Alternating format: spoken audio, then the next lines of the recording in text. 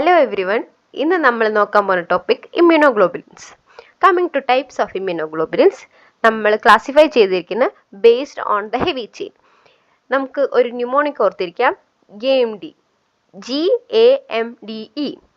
G stands for gamma heavy chain, A alpha, M for mu, D delta and E is epsilon.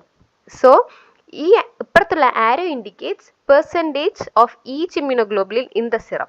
So താഴത്തേക്ക് പോകുന്തോറും അതിൻ്റെ percentage കുറഞ്ഞു വരുന്നു. So the most abundant immunoglobulin എന്നുള്ളത് IgG antibody and the least one is IgE antibody.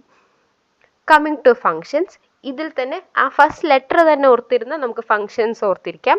G stands for gestation, that is it is the only antibody that crosses the placenta and gives immunity to the infants. And A stands for airway, അതായത് എല്ലാ സെക്രീഷൻസിലും കൊളസ്ട്രത്തിലായിട്ടും mucosal immunity നൽകുന്നത് IgA antibody, airway എന്ന് ആലോചിക്കുക.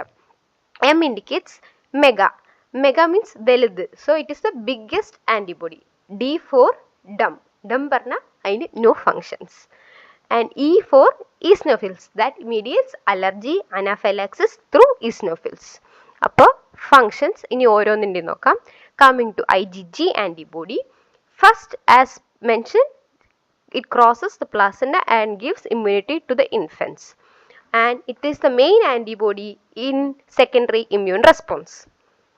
പിന്നുള്ളത് ഒപ്സണൈസേഷൻ.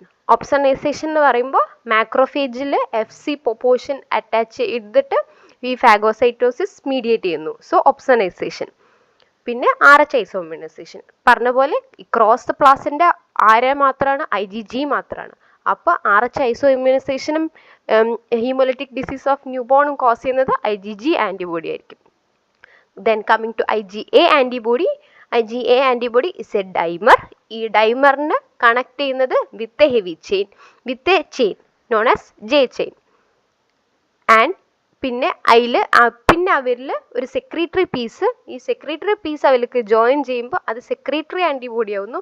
അങ്ങനെ എല്ലാ സെക്രീഷൻസും nasal, oral, GI tract എല്ലാ സെക്രീഷൻസിലും സെക്രീറ്ററി ആൻറ്റിബോഡി അല്ലെങ്കിൽ മ്യൂക്കോസൽ ആൻറ്റിബോഡി ആയിട്ട് IgA ആൻറ്റിബോഡിയാണ് ഫങ്ഷൻ ആക്കുന്നത്. പിന്നെ അവസാനം A തന്നെ ആലോചിച്ചിരിക്കാം, ദാറ്റ് ഈസ് അഗ്ലൂട്ടിനേഷൻ. ഫോർ അഗ്ലൂട്ടിനേഷനും IgA ആൻറ്റിബോഡിയാണ് ഫങ്ഷനായിട്ട് വരുന്നത്.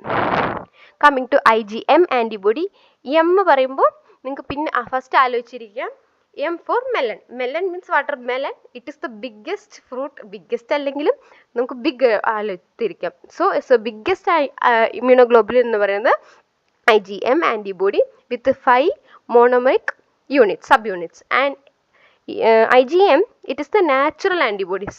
M കഴിഞ്ഞിട്ടല്ലേ N. അപ്പം അങ്ങനെ ആലോചിക്കാം, നാച്ചുറൽ ആൻറ്റിബോഡീസ്. അപ്പോൾ നാച്ചുറൽ ആൻറ്റിബോഡീസ് എന്ന് പറയുമ്പോൾ that is present from birth. So primary immune response mediate ചെയ്യുന്നത് IgM ആൻറ്റിബോഡി ആയിരിക്കും.